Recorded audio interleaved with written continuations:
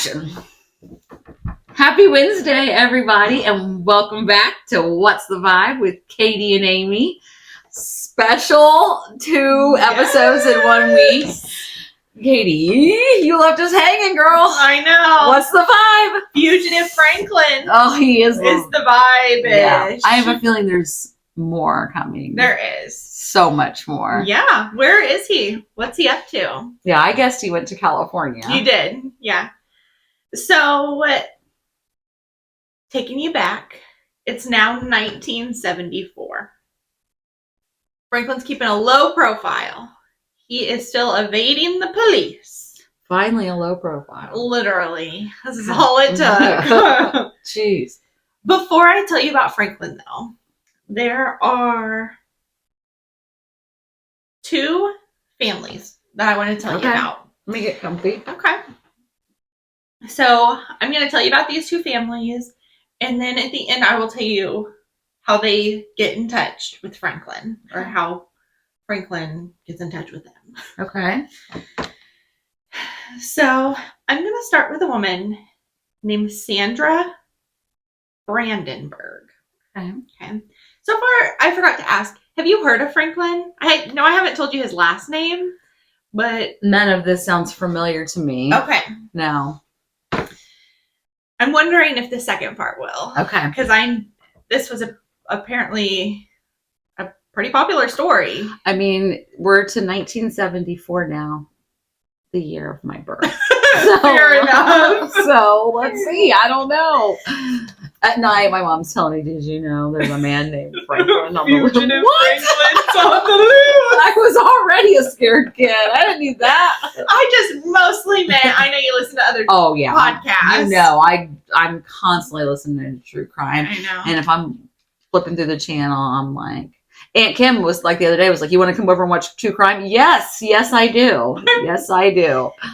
I don't mean to sidetrack. I love Law and Order SVU just as much as the next person. You know, we did a whole episode on Mariska. I love Mariska. But doesn't that get depressing? That might be why my mental health is in the garbage. Or do you find it interesting? I just find it interesting it's the psychology piece of it for me. Like, why?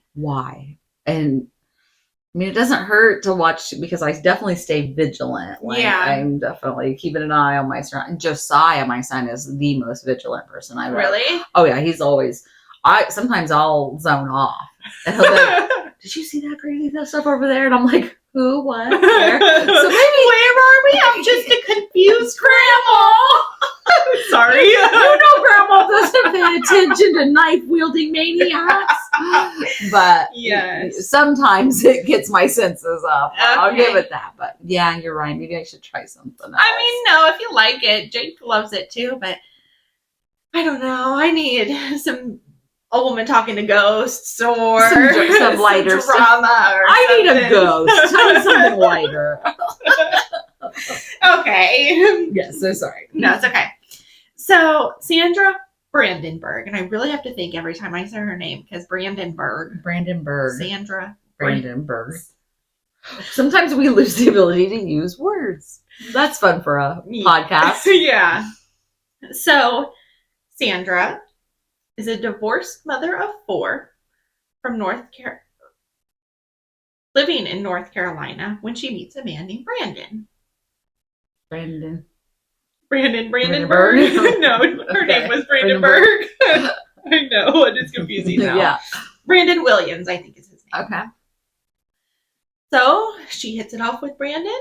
They start dating, and she's really confiding in him on how stressed she is because she's having a hard time taking care of all 4 of the kids, and she doesn't want them taken away. Aww.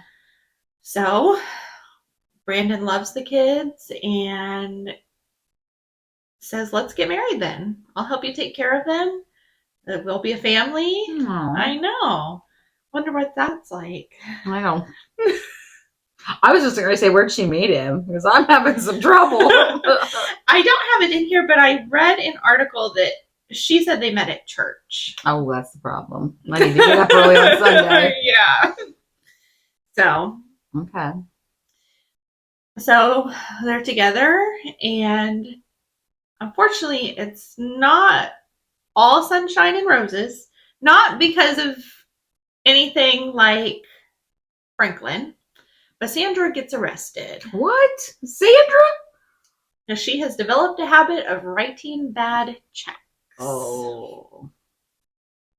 That'll get you. Yep. I'm glad they took that check writing ability away. I know, what are checks? Yeah. So she gets arrested and has to spend 30 days in jail in 1975. 30 days goes by. Sandra is released. She comes home. And what does she find? Oh my gosh, they're all gone. All of them. Her kids and what? her husband. The place is empty. The place is empty. So she starts looking around like, what happened to my children? Yeah. And she goes to the police and she tells them, you know, I've been gone, indirect quote, for 30 days. I've come home and everybody's gone. Can I file kidnapping charges? Maybe even against Brandon. Yeah. You know what the police told her? You're hysterical, woman. Calm down. Calm down. Calm down. Because you know that always makes me laugh. Oh, thank you. I feel so much better. It's like, oh. I can go home now. Kids. Thanks for letting me come in here and talk this through. No, they told her that if Brandon did take the kids, he is their stepfather and he has a legal right to do so. So you want to talk about a woman going on a crime spree? I am going to find my kids. Oh, that's terrifying. I know. So she starts looking for her kids. Yeah. She does end up finding her two middle daughters. What? Where were they? What the hell? They were at a local church-operated social services group. So he dumped the two daughters. Mm-hmm. But her oldest daughter, Suzanne, is missing. And her youngest child, Philip, is missing. Oh my gosh. Did the girls, I guess you're going to get to it, but this is crazy. That is all I have about this family for right now. Oh my gosh. My vibe I should have included was cliffhangers. Yes, your vibe is cliffhanger. Because I want to give you just little snippets or little stories or backgrounds on these people, and then I'm going to connect them and you'll see what I mean. So now, the time is 1988. All right. You know, we love the 80s in here. Yeah, we do. And there is a couple named Clarence and Tanya Hughes. Yeah. Living their best 80s life. Living their best 80s life. Rocking out to Lita Ford, Ozzy Osbourne. Yes. Yeah, they're okay. We're in the 80s. I feel Joan better. Jett. Joan Jett is always on my top list. Okay, I feel a little safer here. Okay. What's going on with this couple? So these guys live in New Orleans. Yeah. However you want to say it. Nolans. They live in NOLA. New Orleans, they speak Creole. Okay, that's enough. They have one son together. His name is Michael. Okay. Michael was born just shortly before they got married. Dun dun. Dun dun. So a couple years goes by. Thank you. Jeez. I just had a stroke. Pull it together. And a couple years goes by. And they're living life in the 80s. And they decide they're going to move to Oklahoma. So in Oklahoma, what do you think their jobs were? 80s Oklahoma. They work together? No. Oh, okay. She was a custodian at an elementary school, and he was a diesel mechanic. Wow, those are really good guesses. Oh, good. Okay. They were both wrong. Oh, well, they were so good. They were. Clarence worked at a local police station. Okay. He wasn't a police officer, but he worked there. And Tanya worked as an exotic dancer at the local strip club. Well, I was way off on Tanya. I know. I had her at the grade school. Isn't that kind of weird though? Like police officer and stripper? Yeah. I don't know why. I just would never picture that. But okay. Are you married to a police officer and are you a stripper? Oh. So comment below. Yeah. We can feature you on the podcast. Yes. I would love that. We'll promote you. I will go to your work and tip. Sadly, though, as this story continues to be depressing, Clarence was very abusive towards Tanya. Okay. In every way possible. Dang. And it was really obvious to her coworkers. This is clicking. Is it coming together? This is clicking, yep. One woman at work even told Tanya, you need to leave him. Mm-hmm. Like, you need to get your stuff. I will help you leave this man. And Tanya was scared. She said, I can't leave him. He'll kill me. He'll kill my son. Like, I can't. Another thing is, because he worked at the police station, part of the things that he would say to her is, I have connections. If you ever try to leave, I will find you. Yeah. Poor Tanya. This is terrible. I know. So, Tanya stays with him. They're in Oklahoma for a couple of years when she meets a local college student named Kevin Brown. And she starts to hit it off with Kevin. And in secret, they start dating. And she feels safe with him. And he has told her, like, we could have a life together. Like, I'll keep you safe. So she says she's going to run away. She's going to take Michael and she's going to go and be with Kevin. Sadly, before she was able to do so, Tanya was found dead, the result of a hit and run while walking from a gas station or a grocery store to a Motel 6 that she was staying in. Working so hard as a stripper. I mean, that's hard work. Yeah. It's intimidating work. It's degrading work. When you're already getting all of those things at home. You're getting beat up at home. And then still living in a Motel 6. Like, what a depressing life. And then to be killed like that. Right. Clarence was a person of interest, but nothing really ever came of anything. His alibi was he was asleep while she was out getting groceries. And they were never able to press charges against anybody to this day. What? To this day. So I want to tell you a little bit about what happened to Michael, her son. So after Tanya's death, Michael was no good to Clarence. He put him into foster care and hit the road. Michael's foster family later said that he had very obvious signs of abuse as well. He was nonverbal. How old was he? I think he was 6. He had limited muscle control. And when they first took him in, he would just have like very hysterical behavior, which I bet follows. Oh my gosh, poor kid. But the foster family loved him. He made a lot of progress, and they decided to adopt him. Oh.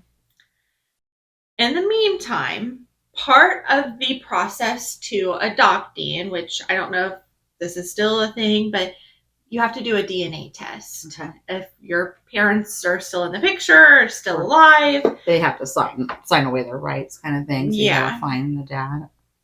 So they found Clarence. It was pretty easy to do because he was in jail. I don't know why. Went from working in there to staying there. Right. And they did a DNA test. It turns out Michael wasn't even his son. Did he think it was? Yes. Oh. Dum, dum. And he was mad because he thought that was his son. In his eyes, he was Michael's father. Although he just dropped him off at a... Right. You didn't care that much. Right. It was about control. Mm-hmm. So a few months go by, the adoption is processed because he doesn't have any legal rights to him. And Michael's living a good life with his adopted family. He's at school one day when Clarence shows up, forces the principal at gunpoint to the classroom, and abducts both Michael and the principal. This man is unhinged. Unhinged. No wonder he's going to be in the same track as Franklin. Whoa. Bring Franklin back into this. I know. I'm almost there. Okay. So he ends up taking the principal to a wooded area and handcuffing him to a tree. Okay. And just leaves him. Okay. Thank God. I mean, I wanted to leave me too. Right. Him and Michael are on the run. Much like Franklin. Just gone. They're gone. They're fugitives. And Michael's in so much danger. So much danger. And probably so scared. Poor kid. 2 months later, Clarence was found in Louisville, Kentucky, and arrested. Okay. Sadly, Michael was nowhere to be found. So I've told you Franklin's story. I've told you the story about Sandra and Brandon and their 4 kids. And now I've told you about Clarence, Tanya, and Michael. Do you know how they connect? I do. Okay. I do. I had a feeling you would. Yeah. For those that don't. Yeah. I want to hear it again. Yeah. Starting back with Franklin, while he was on the run, after skipping out on his court date, he begins to live his life under a new name, Brandon Williams. Oh my gosh. Where he meets Sandra and her 4 children. Oh. The saddest part to me, though, was, so we know that the 4 kids were just gone when she came home. He left the little boy was actually put into an adoption agency and very quickly adopted out. Oh.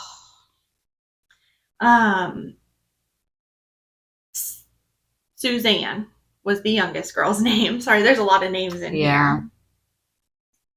Franklin took Suzanne, gave her a new name. And I left out a whole chunk because they actually start by moving to a town under the last name Marshall. I'm the dad. This is my daughter. And he raises her. Disgusting. Abusing her the whole time. At one point, she was even pregnant and forced to give her baby up for adoption. Oh. So, in 2014, it was confirmed that Tanya Hughes, who was killed in the hit and run, was actually young Suzanne. Tragic. So, I know there's a lot of names, but really just looking at the 2 people, he abducted Suzanne, raised her, forced her to marry him, and then what everybody assumes still to this day has not been confirmed is he killed her. Oh, for sure. Something, a little side note that I saw, I'm going to put a bunch of pictures up of Suzanne. She was so smart. Oh. She had plans to go to college to work in aerospace engineering. Wow. Like, she had big dreams. Wow. Even after a terrible childhood. Gosh. So, do you know where Franklin is today? I don't. So, time out. Just so I'm clear. Franklin became Brandon Williams and then Clarence. Yep. So he was all 3 people. He became Brandon, abducted Sandra's daughter, changed their names to Clarence and Tanya, and forced her to marry him after he raised her. So in 2002, Michael was arrested and charged with the abduction of Michael. He did later state that he shot him twice in the back of the head and buried him in Oklahoma. He was never found. Then, while he was awaiting trial, it was also determined that while Suzanne or Tanya was working at the strip club, he murdered one of the dancers that she was working with. Oh my gosh. So he was charged with her murder. He's a serial killer at this point. He was convicted and sentenced to death. He sat on death row until January 23rd, 2023. This year. When he died of natural causes at the age of 79. Damn. I know. When I was like, oh, death row. Oh. Dead. Yeah. It's not fair. They shouldn't get to die peacefully in their cell. Like, what's taking so just... What does? They have line to do them up. appeals. I don't understand it. So that was the very confusing, messy 2-part story of Franklin.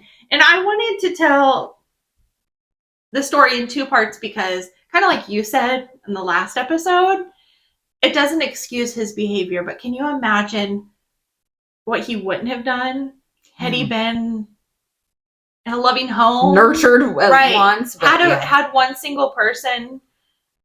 I'm not saying he would have never done any of those things, but I mean, to what degree? Oh, man. So there is a Netflix documentary on telling the story of Suzanne. Okay. It's called Girl in the Picture. And I haven't watched it, but I did look up like the trailer and some articles on it. Her mother, Sandra, is in it. Oh. And her biological father is in it. So they kind of talk about their point of view, I guess, from what I understand. But it's called Girl in the Picture. The child that she placed for adoption, were they ever able to? No. Oh. But I did see that. So I know I already mentioned it, but they ended up doing or finding through DNA that the youngest child, Philip, had been adopted and is still alive. Oh, God. He now lives under a different name with his adopted family. Yeah. So. Man, she had her kids stolen. It's not fair. By a monster. Man. Katie, that was so great because that was a hard story to tell. That was confusing. So many moving parts. Gosh. And I wanted to be able to tell you, I wanted something with a twist. I had a lot of twists. I feel a little stressed. And I didn't want to say, well, Franklin then became this guy. I wanted you to meet these people and then be like, wait a second. Yeah. That was Franklin the whole time? I had heard this maybe a long time ago and maybe not all of it. And it still took me a minute to be like, together. Franklin, Brandon, Clarence, same monster. Yeah. Man. So. Crazy. I can't wait to hear what your vibe is. I hope it's something crazy like the Floridians. No, it's not. Is it depressing? I'll do my best here. Okay. It's okay if it is. I get it. Well, my vibe is callbacks. Okay. Yes. Dun, dun, dun, dun. Because remember, you told the story of, and forgive me, you might have to say her name, Alexee Trevizo. I can't even say her name. I was editing the video and I was like, that's not how you say her name, Katie. What is it? I think it's Alexee Trevizo. Trevizo. Okay. I kept saying Trevizo. Oh, Alexee Trevizo. And I said, I'm going to tell you the Prom Mom story. Oh, yes. So I am going to tell you that story. But first, I kind of got wrapped up in the history of baby boxes. Okay. So I kind of want to tell you that because you might be surprised how long that's been an option for people. Wow. Okay. So they used to be called baby hatches. Okay. And they have existed for centuries. Centuries? Centuries. Did you know that? Century is 100 years, correct? So I'm saying centuries, hundreds and hundreds of years. What? Women have had, I mean, not all in every area, but this has been a problem and an idea for a long, long time. So I'm going to kind of A lot of this is straight from Wikipedia, but I think it's really interesting. Okay. So they said, quote, direct quote. Whoa. The system was quite common in medieval times. Wow. I mean, this has been going on forever. From 1198, the first foundling wheels is what it used to be called. It almost was like a wheelbarrow that they would leave out, and you could put your baby in there if you didn't want it. Really? So, let's see here. That's so interesting. I didn't know that. I know. It's crazy. So I'm going to tell you more about these foundling wheels, which again, think baby boxes. Right. In France, foundling wheels were introduced by Saint Vincent de Paul, who built the first foundling home in 1638 in Paris. Foundling wheels were legalized in an imperial decree of January 19th, 1811. At their height, there were 251 available in France. They were in hospitals. However, the number of children left there rose into the tens of thousands per year as a result of the desperate economic situation at the time. So there's no birth control. Yeah, that's true. So it was a problem. Oh. I'm sorry. I got like a stray cat vibe. Like, I know, babies just being left. Yeah. Everywhere. And in 1863, they were closed down. What? And replaced by, it says, admission offices, where mothers could give up their children anonymously, but could also receive advice. The Tours d'Abandon, because this is in France, were officially abolished in law on June 27th, 1904. Today in France, women are allowed to give birth anonymously in hospitals and leave their baby there. Wow. Yeah. That's cool. Yeah, so France is ahead of us. Like, that should be a thing here. Yeah. So. Oh, wow.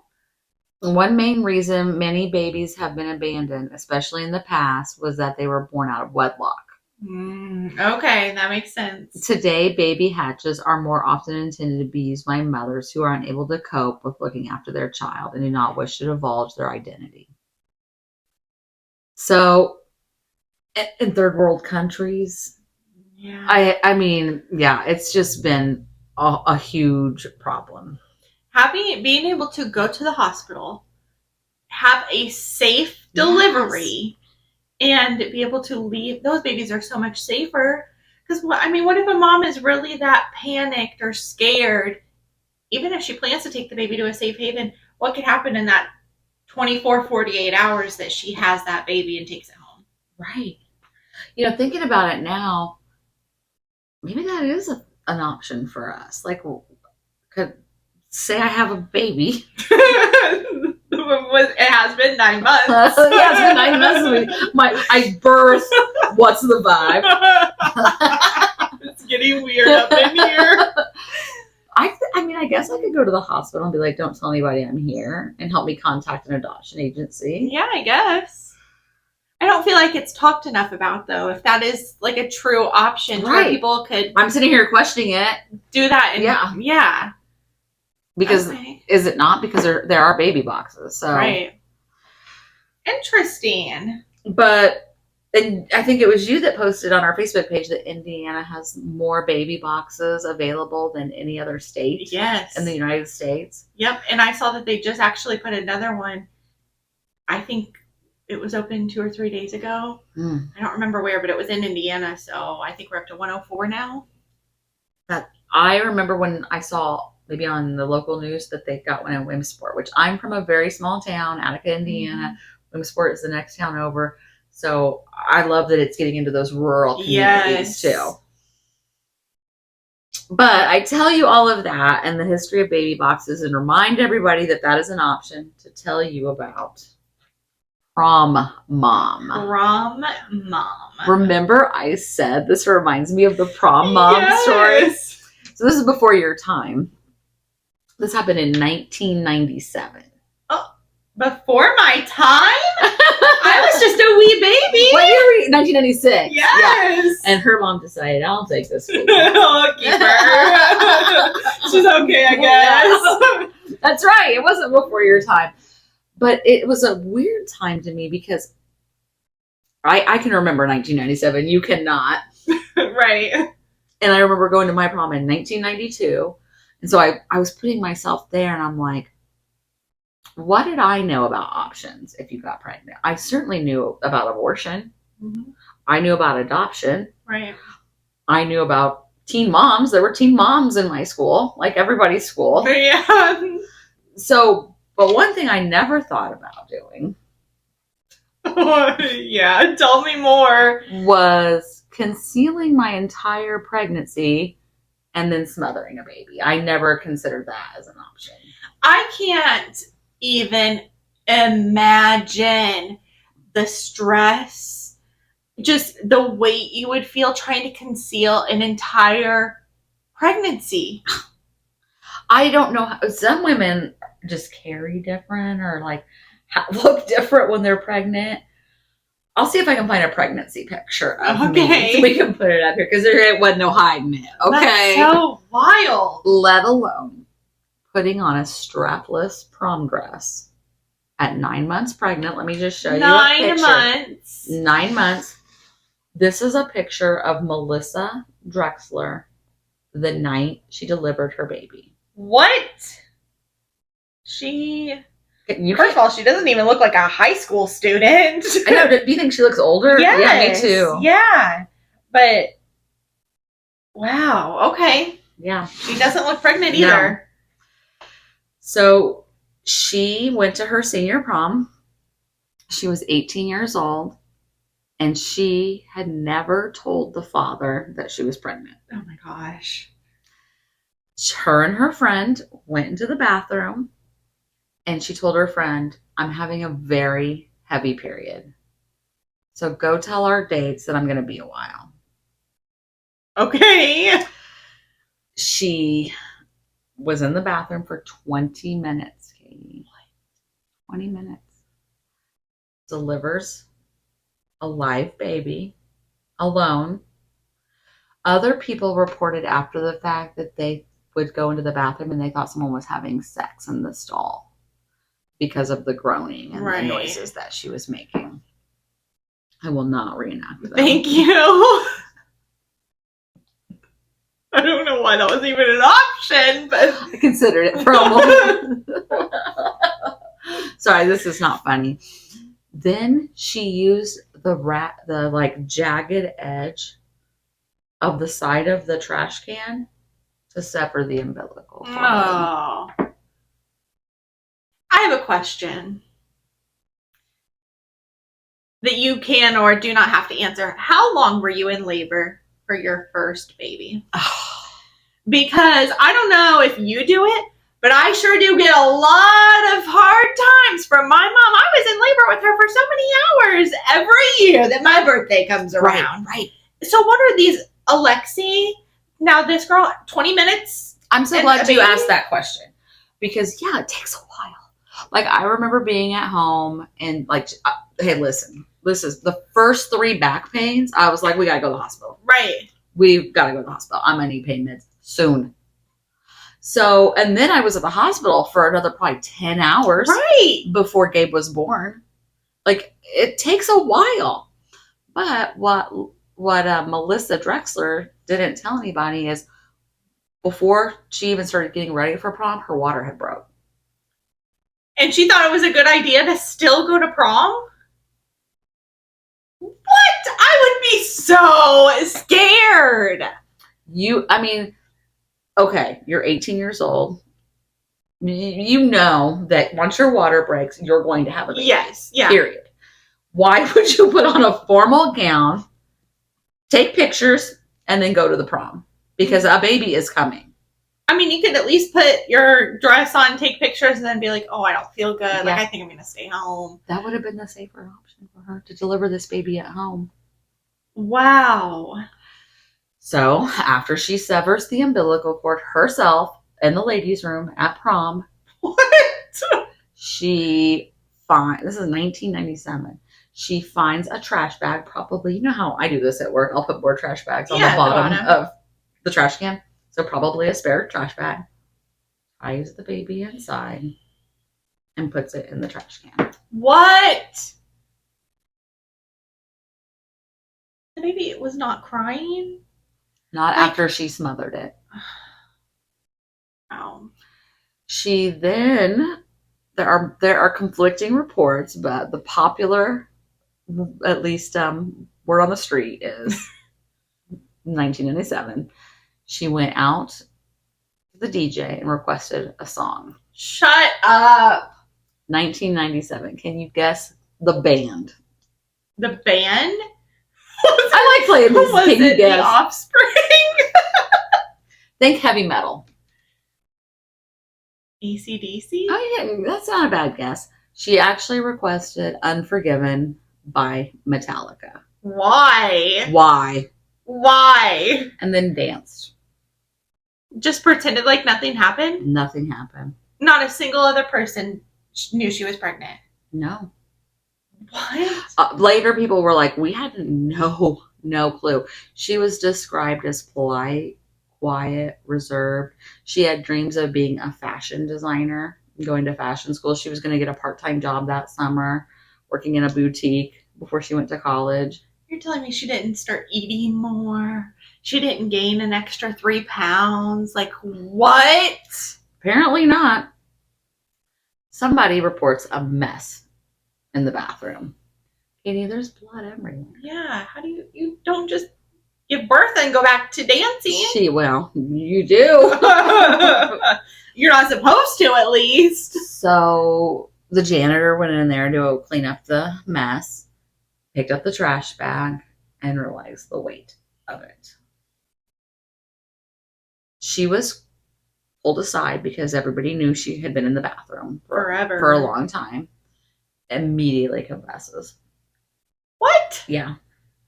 Why not just leave the baby in there alive then? Like, her parents are called. They're in total denial. They meet her at the police station. I mean, obviously she has to go to the hospital. You have to deliver a placenta too. Like, it's disgusting, but it is a thing.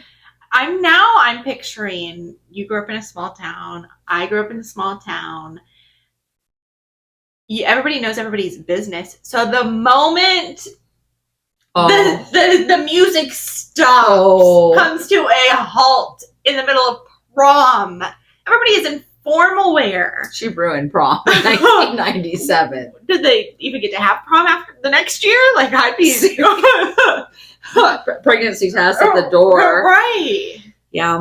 Wow. As part of a plea agreement, Melissa Drexler pled guilty to aggravated manslaughter on August 20th, 1998.